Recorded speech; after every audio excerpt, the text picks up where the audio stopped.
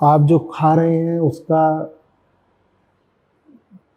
आप पर कितना घातक असर होता है अगर आप मांसाहारी हैं। ये तो आप किसी भी काबिल डॉक्टर से या रिसर्चर से पूछें तो वो आपको बताएगा कि मांसाहार कितनी ही बीमारियों का मूल कारण है।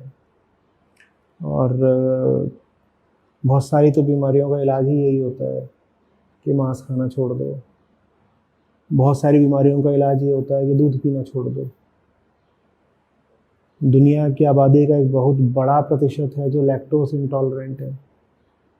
कैंसर के प्रमुख कारणों में है मीट कंजम्पशन, खासतौर पर जो जिसे रेड मीट बोला जाता है।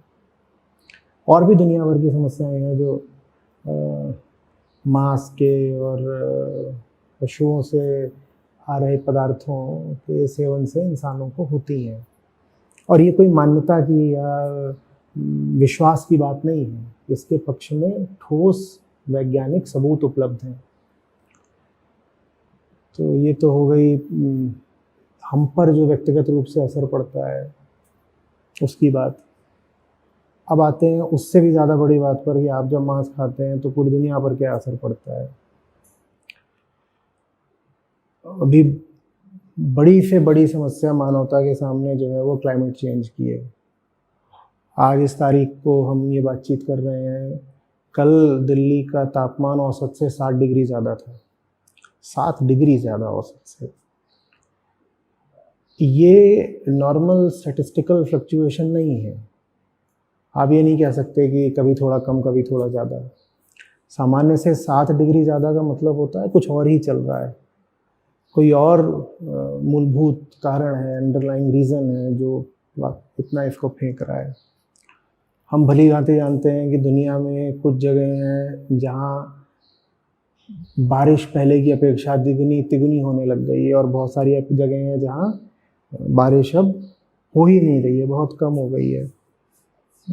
चक्रवातों की, साइक्लोन्स की फ्रीक्वेंसी बढ़ गई है, समुद्र का जल स्तर बढ़ रहा है।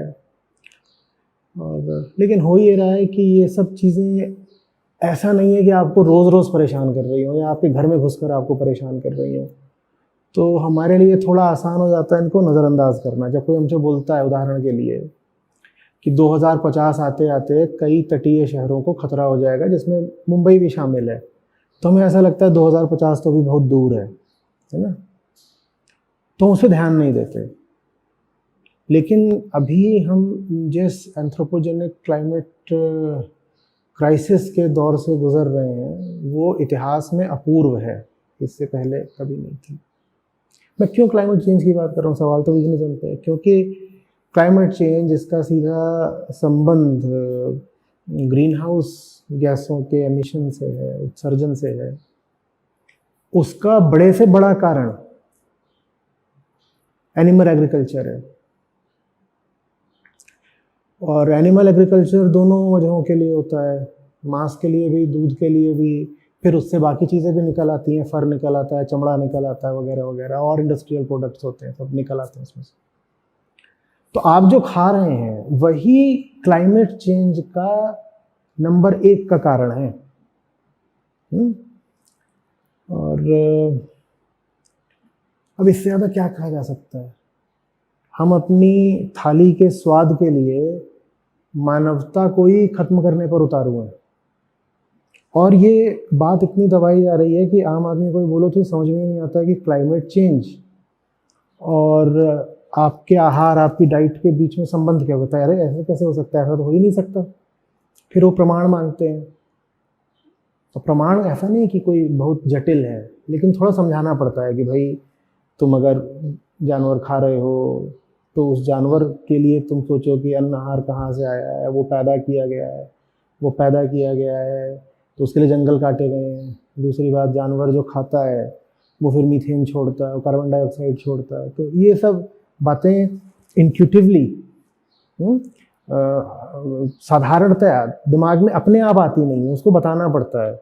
कोई ये नहीं सोचता कि आप बीफ के लिए जिस भैंस को काट रहे हो उस भैंस के शरीर से बहुत ज़्यादा ग्रीन हाउस गैसेस निकल रही हैं। तो आपने अगर उस भैंस को खड़ा ही किया है अपने खाने के लिए, जो कि होता है एनिमल एग्रीकल्चर में, तो आपने पृथ्वी का जो कार्बन लोड है वातावरण का, वो कितना ज़्यादा बढ़ा दिया।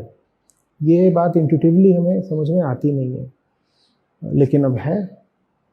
इसी तरीके से डिफॉरेस्टेशन का सबसे बड़ा कारण मीट कंजम्पशन है, क्योंकि आपको जानवर को खाना है तो जानवर को चारा कहाँ से आएगा, उसके लिए खेत निकालना पड़ेगा ना। खेत कहाँ से निकलेगा, वो जंगल काट कर निकलता है, लेकिन वो जंगल हमारी आंखों के सामने नहीं काटा जा रहा।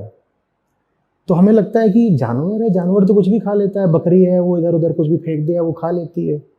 लोगों को लगता है फिर जंगल थोड़ी कट रहा है, लेकिन सख्ते में आ जाते हैं लोग जब उनको बताया जाता है कि दुनिया में जितना भी अन्न पैदा किया जा रहा है वो 2/3 से ज़्यादा जानवरों के लिए पैदा किया जा रहा है।